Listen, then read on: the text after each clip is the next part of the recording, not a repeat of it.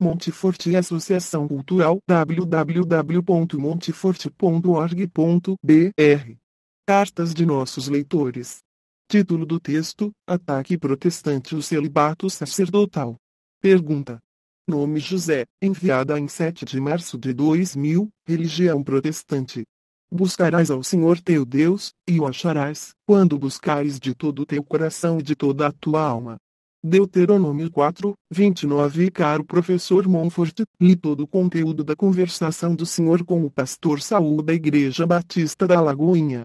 Percebi trocas de gentilezas entre os senhores, as quais, de ambos os lados, demonstram que não existe sabedoria na questão do trato de doutrinas. As Escrituras dizem antes: santificai ao Senhor Deus em vossos corações, e estais sempre preparados para responder com mansidão e temor a qualquer que vos pedir a razão da esperança que há em vós. 1 Pedro 3, 15. Eu não gostaria de ficar aqui trocando farpas com ninguém, todavia, entendo que a Bíblia deve não ser apenas lida, como também estudada, pois, me parece que isso está escrito. Como por exemplo o Apocalipse 1, 3. Bem-aventurado aquele que lê, e os que ouvem as palavras desta profecia, e guardam as coisas que nela estão escritas, porque o tempo está próximo. Salmo capítulo 1, 1 a 2. Bem-aventurado o homem que não anda segundo o conselho dos ímpios, nem se detém no caminho dos pecadores, nem se assenta na roda dos escarnecedores. Antes tem o seu prazer na lei do Senhor, e na sua lei medita de dia e de noite. Agora, se me permite, eu gostaria de fazer algumas perguntas e dentro delas deixar uma posição que tenho entendido pelas Escrituras. Pode ser?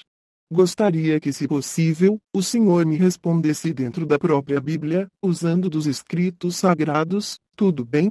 Bom, é o seguinte: é sabido de todos nós que aos padres foi vedado o casamento por ordem do Papa.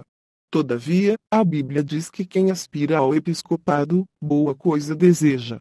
Entretanto, a Bíblia também diz que são necessários alguns pré-requisitos para aquele homem que tenha tal vocação.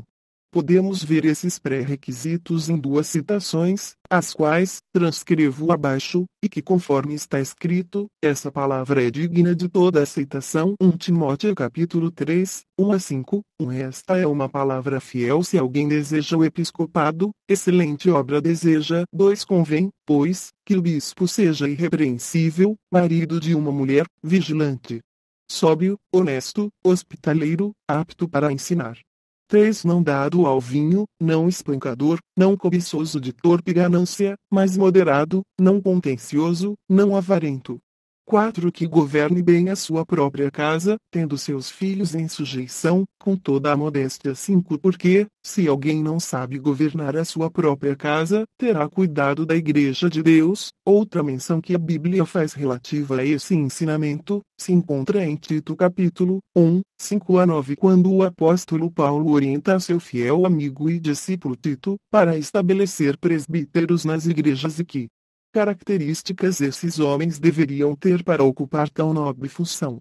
Vejamos qualificações dos presbíteros. 5 Por esta causa te deixei em Creta, para que pusesses em boa ordem as coisas que ainda restam, e de cidade em cidade estabelecesses presbíteros, como já te mandei. 6 Aquele que for irrepreensível, marido de uma mulher, que tenha filhos fiéis, que não possam ser acusados de dissolução nem são desobedientes. 7 Porque convém que o bispo seja irrepreensível, como dispenseiro da casa de Deus, não soberbo, nem iracundo, nem dado ao vinho, nem espancador, nem cobiçoso de torpe ganância.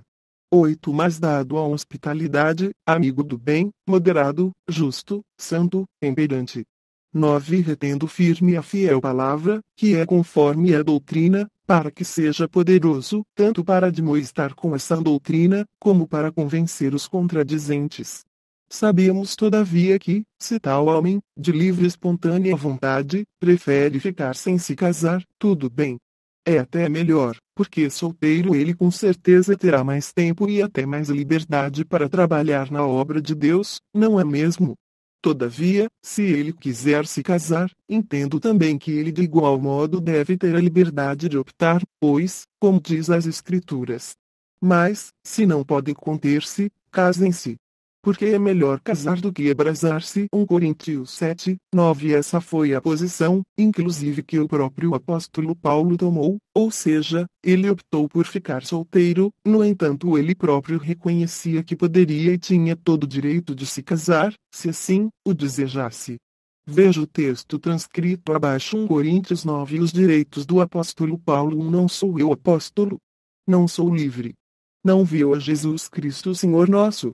Não sois vós a minha obra no Senhor. 2. Se eu não sou apóstolo para os outros, ao menos o sou para vós, porque vós sois o selo do meu apostolado no Senhor. 3. Esta é minha defesa para com os que me condenam. 4. Não temos nós direito de comer e beber. 5. Não temos nós direito de levar conosco uma esposa crente, como também os demais apóstolos, e os irmãos do Senhor, e Cefas.